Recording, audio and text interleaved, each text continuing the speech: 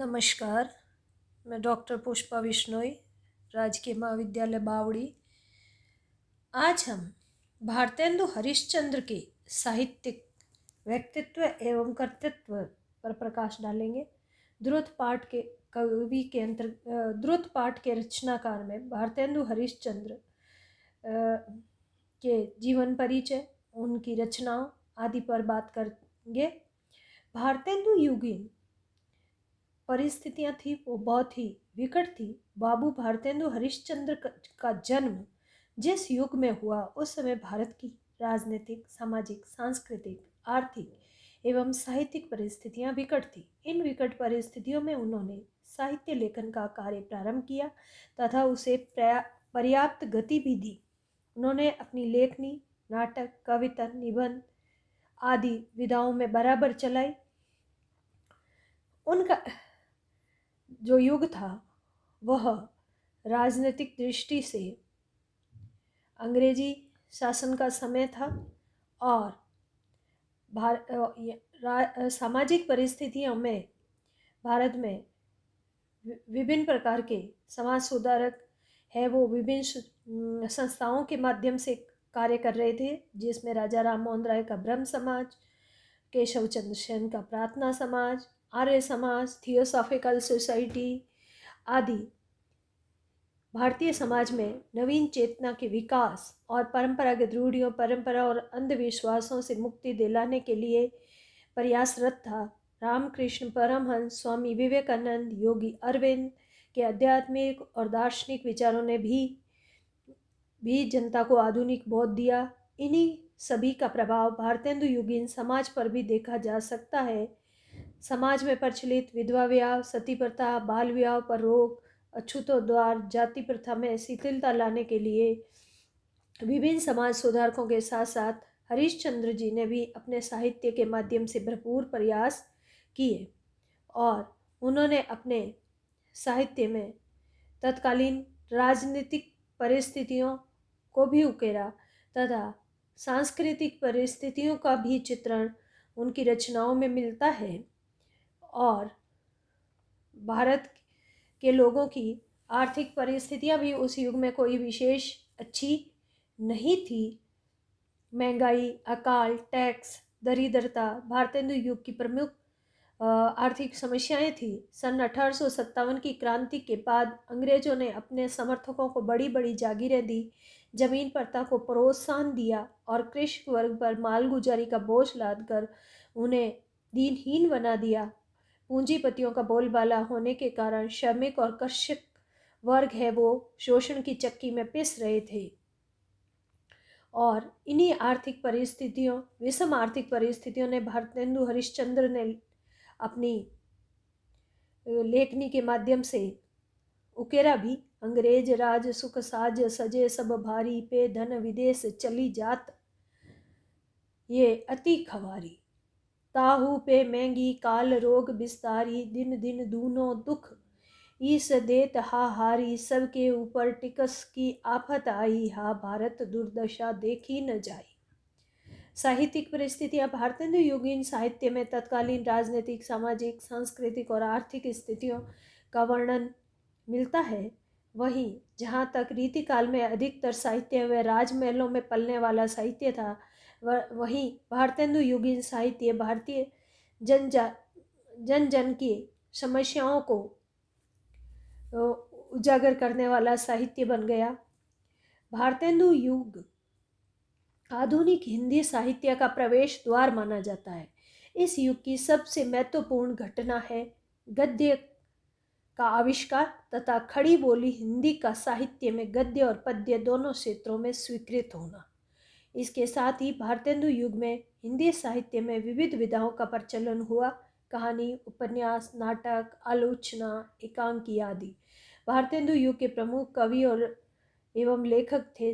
स्वयं भारतेंदु और उनकी मित्र मंडली में बद्री नारायण चौधरी, प्रेम घन, प्रताप नारायण मिश्र, जगन मोहन, अंबिका दत्त व्यास और राधा कृष्ण दास आदि प्रमुख है।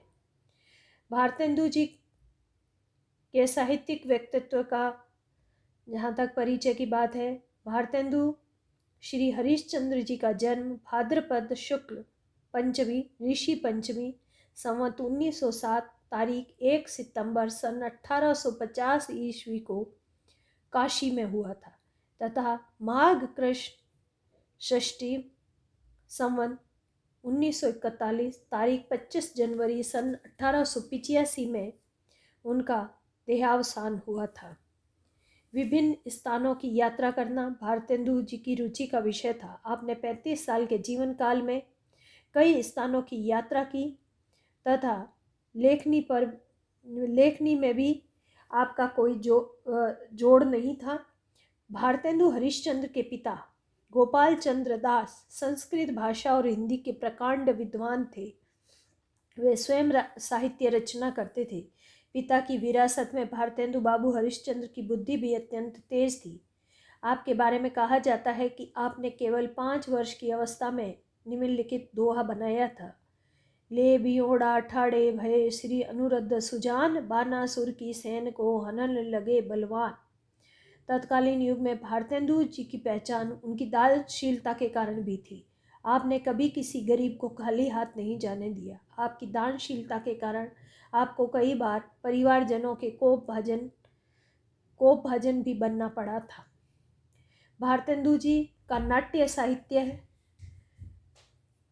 भी बहुत विस्तृत है।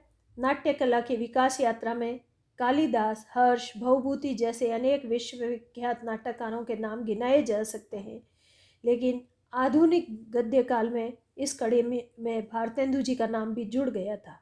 आपने 2 प्रकार के नाटक लिखे, मौलिक और अनुदित। मौलिक नाटकों में वैदिक हिंसा न भवती, 5वें पैगंबर, प्रेम जोगिनी, भारत दुर्दशा, श्री चंद्रावली, विशेष्य विष्णुदम, सत्य हरिश्चंद्र, भारत जननी, अंधेर नगरी, चौपट राजा, नील देवी तथा सती प्रताप।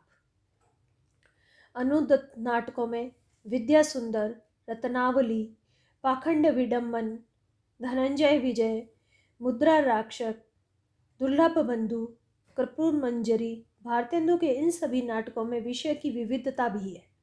इस संदर्भ में डॉक्टर लक्ष्मी सागर वार्ष्णेय का मत है कि उन्होंने सामाजिक, धार्मिक, विशुद्ध साहित्यिक और पौराणिक और राष्ट्रीय एवं राजनीतिक नाटकों की रचना की। उनके मौलिक नाटकों में वेदी की हिंसा न भवती की कथा तत्कालीन भारतीय समाज के सामाजिक जीवन से ली गई है, जिसमें सामाजिक बुराइयों का चित्रण किया है और इस प्रहसन के लिखने के पीछे लेखक का उद्देश्य था दुष्ट प्रवृत्तियों, पाखंडों, मतमतांतरों के कारण जीवन में आई विकृतियों को दिखाकर भारतवासियों को संस्कृति के उदात्त तत्वों की ओर ले जाना, भारतीयता के मार्ग पर चलाना। 5वें पैगंबर इनका एक छोटा सा नाटक है और इस नाटक में भारतीयों को बुराई से छोड़ने के लिए लेखक ने आह्वान किया है और भारतीयता को स्वीकार करने की सलाह दी है। प्रेम जोगिनी ये सन 1875 में लिखा गया नाटक है। इस नाटक के केवल 4 ही अंक भारतेंदु पूरे कर सके थे। नाटक का प्रत्येक अंक अपने आप में पूर्ण है और इस नाटक के माध्यम से काशी की यथार्थ स्थिति का परिचय है वो लेखक ने करवाया है। भारत दुर्दशा ये भारतेंदु जी की भारतीयता का अति उत्तम नमूना है। भारत की दुर्दशा का यथार्थ चित्रण इस नाटक के माध्यम से नाटककार ने किया है तथा भारतीय समाज को उत्कृष्टता की राह पर पथ प्रदर्शन करने और भारतीय समाज में जो विभिन्न बुराइयां हैं उनको दूर करने के विषय में बताया है। श्री चंद्रावली इनका सर्वोत्कृष्ट नाटक है जो 1933 में हरिश्चंद्रिका में छपा था और इसमें शास्त्रीय नियमों का पूर्णतया पालन किया गया है और इस नाटक में कृष्ण के वियोग में वह विरहणी अहर्निशि उनके दर्शन की याचना करती है, उपलम देती है, कभी कभी अपने हृदय के स्वाभाविक आक्रोश को भी व्यक्त करती है। अंततः उसकी लगन साधना फलवती होती है और उसे अपने आराध्य कृष्ण देव की परम विराम दायिनी गोद प्राप्त होती है। विशिष्य विषमोदम बाण शैली में लिखित यह नाटक 1875 में लिखा गया नाटक है। सत्य हरिश्चंद्र, ये नाटक भी भारतीय संस्कृति का उत्कृष्ट उदाहरण है। भारत जननी, इस नाटक में स्वयं नाटककार ने इसकी प्रस्तावना में लिखा है कि भारत भूमि और भारत संतान की ये दुर्दशा दिखाना ही इस भारत जननी की इति कर्तव्यता है। अंधेर नगरी चौपट राजा, ये जो नाटक है इसमें राजा किस प्रकार विलासी जीवन में डूबा रहता है और दंड को ही न्याय और प्रताप मानता है, और इसके माध्यम से राजाओं की अंधेर गर्दी और उनकी अराजकता को जनता के सामने लाया गया। नील देवी, ये एक दुखांत नाटक है और नील देवी नर्तकी का वेश धारण कर अमीर को मारकर सती हो जाती है और इसके साथ साथ इसमें और भी कई कथाएं हैं। सती प्रथा, ये नाटक सन 1834 में लिखा गया था। नाटक की भाषा साहित्यिक और परिमार्जित है। इसके अलावा इनके नाटकों में विद्या सुंदर, रत्नावली, जिनका नाम हम पहले भी बता चुके हैं, और भारतेंदु जी के काव्य साहित्य की अगर हम बात करें तो भक्त सर्वस्व, भारतेंदु के प्रमुख काव्य ग्रंथों में भक्त सर्वस्व भी एक प्रमुख रचना है। प्रेम मालिका, प्रेम सरोवर, प्रेमाश्रु वर्षण, प्रेम माधुरी, प्रेम प्रलाप, गीत गोविंदास आदि इनकी प्रमुख काव्य रचनाएं हैं, जिनमें भक्ति, श्रृंगारिकता, देश प्रेम, सामाजिक परिवेश और प्रकृति के विभिन्न संदर्भों को लेकर इसमें विपुल मात्रा में काव्य रचना की, जिसमें सरसता, लालित्य वो अपने आप में अद्वितीय है। भारतेंदु जी के निबंधों में तदीय सर्वस्व, वैष्णवता और भारतवर्ष, ईश श्रेष्ठ और ईश कृष्ण, मणिकर्णिका, अकबर और औरंगजेब, इनके ऐतिहासिक निबंधों में अग्रवालों की उत्पत्ति, महाराष्ट्र देश का इतिहास, दिल्ली दरबार का दर्पण, उदयपुरोदय, बूंदी का राजवंश, खत्रियों की उत्पत्ति, काश्मीर कुसुम, रामायण का समय, पंच पवित्रात्मा। भारतेंदु के लेखकों में उन्होंने बहुत सारे लेख लिखे, और जिसमें बलिया में भारतेंदु जी, भारतवर्ष की उन्नति कैसे हो सकती है, पश्चिमोत्तर देश और पंजाब, सामाजिक लेखों में स्त्री मित्रता, भ्रूण हत्या, सांस्कृतिक इनके निबंधों में जातीय संगीत सार। भारतेंदु के विभिन्न लेखकों में हरिद्वार की यात्रा, लखनऊ की यात्रा, वैद्यनाथ की यात्रा, स्वर्ग में विचार सभा का अधिवेशन, लेवी प्राण लेवी, एक कहानी, कुछ आप बीती कुछ जग बीती, मदालसा, ये मार्कंडेय पुराण की कथा पर निबंध लिखा गया था। हिंदी भाषा, भारतेंदु के समय हिंदी गद्य की भाषा का स्वरूप स्थिर नहीं हो पाया था, और भारतेंदु जी ने सर्वप्रथम उसे स्थिरता देने का कार्य किया था। उन्होंने भाषा को स्थिरता देने के लिए जो प्रयास किए थे उनका वर्णन है। इसके अलावा उनके द्वारा संपादित जो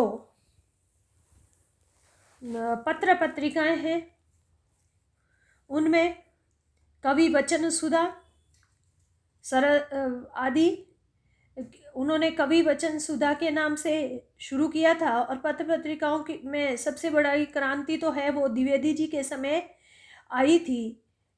कवि वचन सुधा का इन्होंने काशी से 1861 में प्रकाशन किया था। इसके अलावा दूसरी जो इनके संपादन में पत्र प्रारंभ हुआ था, हरिश्चंद्र मैगजीन, जो सन 1873 ईस्वी में हुआ था। बाल बोधिनी 2 जून 1873 में भारतेंदु जी ने स्त्रियों के लिए बाल बोधिनी पत्रिका का प्रारंभ किया था। और इस प्रकार भारतेंदु जी है वो उन्होंने हिंदी साहित्य के विकास में बहुत महत्वपूर्ण कार्य किया है। हिंदी साहित्य के लिए भारतेंदु के साहित्य का योगदान अद्वितीय है। भारतेंदु जी के साहित्य में दिखाई देने वाली साहित्यिक प्रवृत्तियां वर्तमान साहित्य में बहुत कम देखी जा सकती है। भारतेंदु युग की कविता में राष्ट्रीयता भी है और इनके नाटकों, कहानी, निबंध आदि भी महत्वपूर्ण है। और भारतेंदु काल की देश प्रेम की भावना विकसित होते हुए आज है वो बहुत महत्वपूर्ण स्थान रखती है। भारतेंदु बाबू हरिश्चंद्र ने जिस समय भारत की पावन भूमि पर जन्म लिया उस समय देश की परिस्थितियां हैं वो बहुत ही विकट थी। और ऐसे समय में भारतेंदु हरिश्चंद्र ने तत्कालीन साहित्य पर अपनी मजबूत पकड़ बनाते हुए उन्होंने युग प्रेरणा और साहित्य को एक नवीन दिशा देने का महत्वपूर्ण कार्य किया। सही अर्थों में वह पुनर्जागरण का काल था। उनसे पहले जितना भी साहित्य लिखा गया वह रीतिकालीन श्रृंगारिकता और आश्रयदाताओं की प्रशंसा रही थी, लेकिन उन्होंने साहित्य की धारा को मोड़कर साहित्य को समाज उपयोगी, जन उपयोगी बनाया और उन्होंने श्रृंगारिकता के स्थान पर राष्ट्रभक्ति, समाज सुधार आदि को महत्वपूर्ण स्थान दिया। धन्यवाद।